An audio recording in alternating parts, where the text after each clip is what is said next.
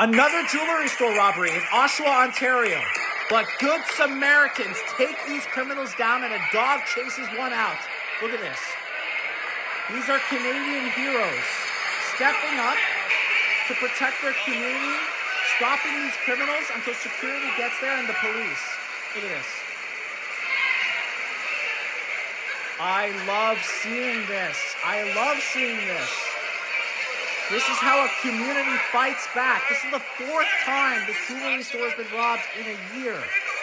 Fourth time. Now the other guy escaped, but the dog is after him. Watch this.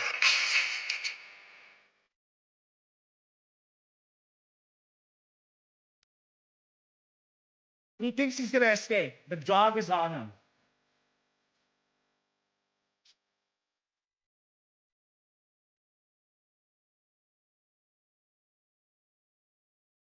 I hope the dog destroys his balls.